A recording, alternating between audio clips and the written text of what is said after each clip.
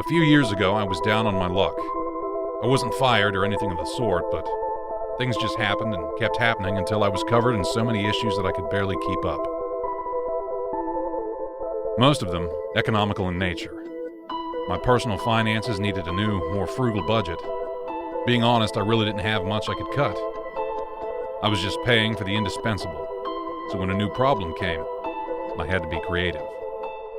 Or what's the same, I had to cut the food. I was already on a low-calorie diet. My math was below mediocre, but according to my numbers, I could keep juggling with bills and debts as long as I cut down 3 meals a day.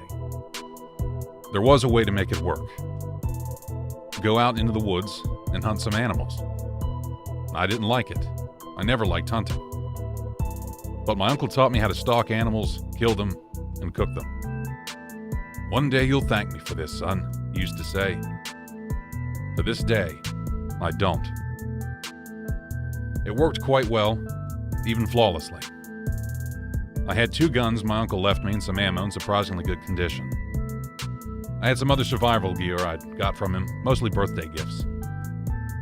And the prey in the woods happened to be both abundant and dumb. What else could I have asked for?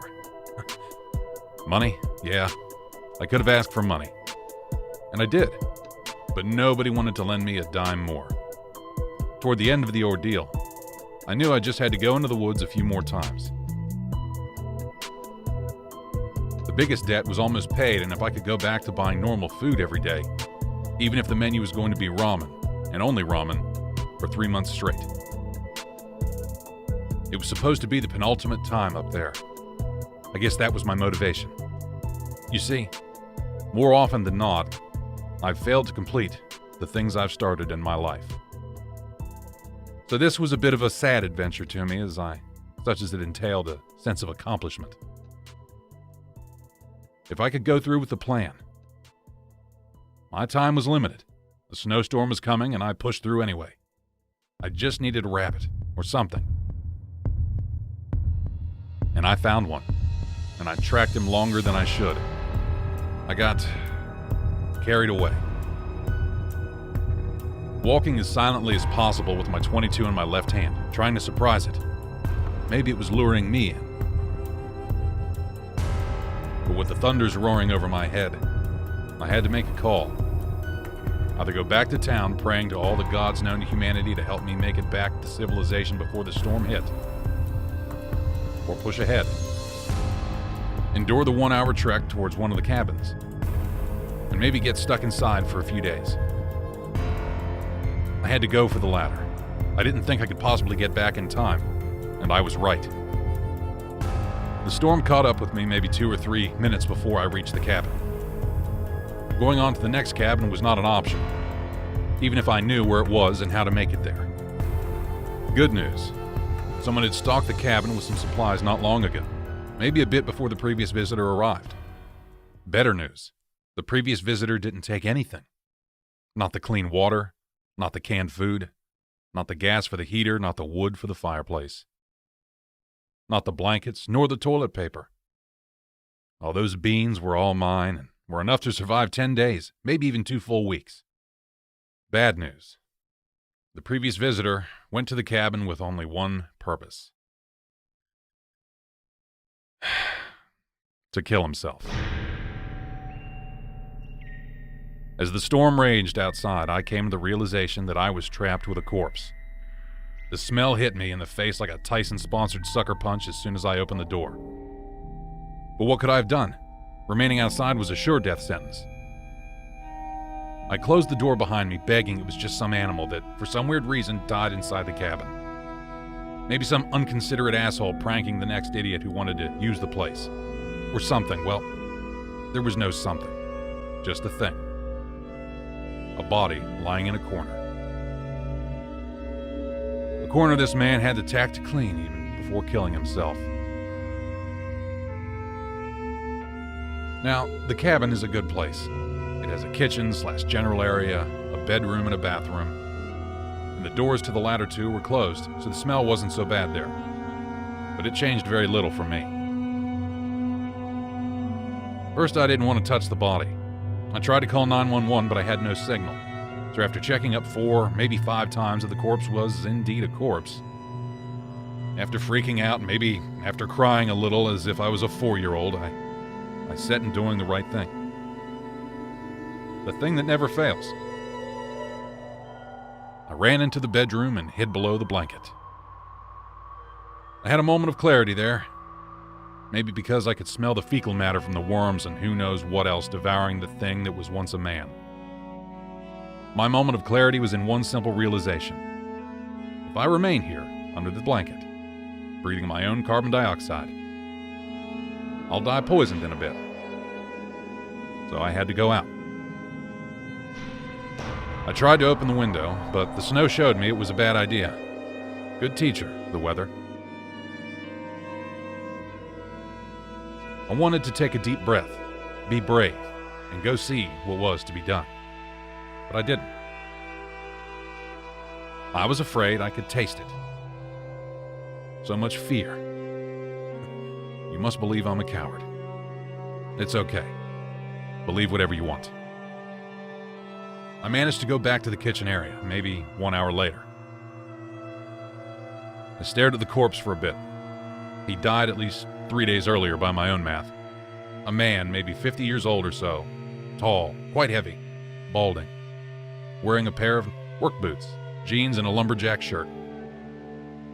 He was nice enough to kill himself by overdosing with some pills. Couldn't he have done that outside, though? That would have been even nicer. On the table, with the few remaining pills, there was a piece of paper. I knew what it was, and you probably know too. I asked myself if I had the right to open it, to read it. I decided I didn't. I went back to the bedroom and decided to try to sleep. The storm couldn't last forever after all. It lasted 3 fucking days. I slept the next day, once my body couldn't take it anymore. The next morning I ventured out of my lair to grab something to eat. I was protected from the elements inside, but I couldn't heat the cabin for obvious reasons. But, alas, I do confess, I did consider it for a moment. Once night came again, I had already assumed my predicament. As everything else, one adapts, I reckon. And so, I had to battle that old human foe. Boredom. I didn't have any books. My cell phone barely had any battery and I wanted to conserve it. There was no radio, not even a deck of cards to play solitaire. So I took it. I walked to the table, took the paper, and got back into bed. My curiosity was considerable. I've never read a suicide note before. Dear Beatrice, it started. When you read this letter, please remember that it had nothing to do with you. It was this or facing this damn thing that's eating my colon from the inside. Pills barely do anything anymore. I can barely feel the difference. I have to get up every day and endure it. I wish you never, ever have to know what it's like. I wish I had spent more time with you. I wish we could have taken that 2-week trip to the Grand Canyon and that vacation in Aruba. I wish I'd done more with my life. I wish. I wish to live now that I have to die. I like to believe that it's not that bad. I won't be able to feel anything, lack anything, be sad or disappointed or just bored. That's the nothing I came from. In a way, I'm returning home, and my atoms will serve a purpose. Feeding those creepers below ground and giving nutrients to land so the cycle can continue for all of those who will live. And if you allow me one final thing, one selfish comment. I fucking hate the fuck that the world will continue after I'm gone. Sincerely, Frank. It was quite moving for a second, and then it dawned on me, as I'm sure it just dawned on you. I went back to the table and checked the pills again. It was pain medication.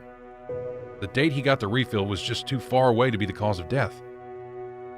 I tried to shrug it, thinking that he probably had some other pills with him. I retreated to my safe space in the bedroom and remained there with my eyes open in the dark until the sun shone through the window, announcing the end of the storm. I went out. The snow had melted enough for me to finally breathe fresh air. I had to wait a bit longer to be able to walk a bit, but the sky was clean. There were no clouds and no reason to believe I was in the eye of the storm or anything. I knew the return could be dangerous, so I took every step with the precaution of a hunter stalking a predator. I made it to town around midday. Checked my phone. I did have cell coverage. 911. Wait there. We'll send someone. Can you take them to the cabin? Yes. The cops were very nice with me, if a bit skeptical. The skepticism faded away quite fast once we made it close to the cabin. You see, the door was open, and I'm sure I didn't leave it open. We could smell Frank's remains from some distance. They had to call backup. Nobody wanted to be there alone, and someone had to take me to the station to write a report. And trust me, they were quite surprised by the fact that I managed to spend 3 days in the company of a decomposing body. Well, I was surprised too, to be honest. They took my report and let me go home. 2 days later, they called to tell me that the coroner confirmed suicide as the cause of death. But there was no Beatrice. They found Frank's family, but they knew no Beatrice. A week later, I met with them, the mother and 2 brothers and a niece. They told me a bit about him, but I won't bother you telling the life story of Ordinario, the very believable man.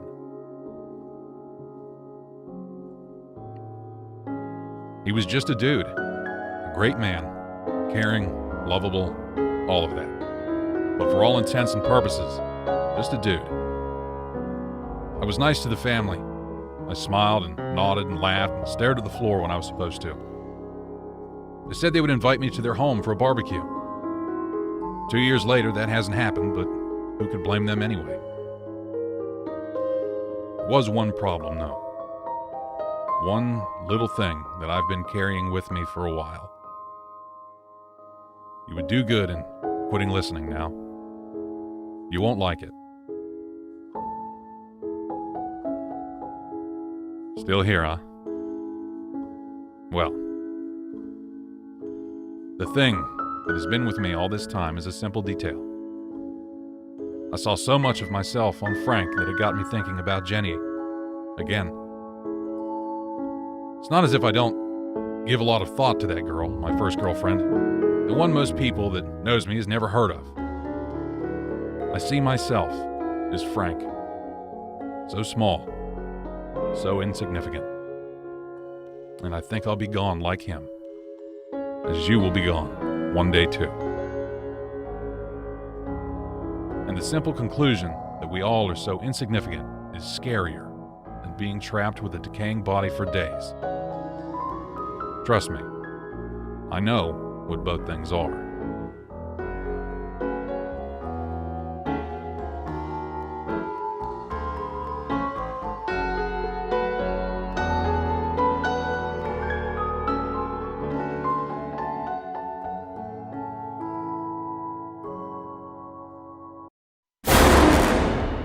For another story, tune in next Tuesday. Meanwhile, watch another video. And don't forget to like, share, and subscribe. Check the description for our social media. And sleep well. If you can.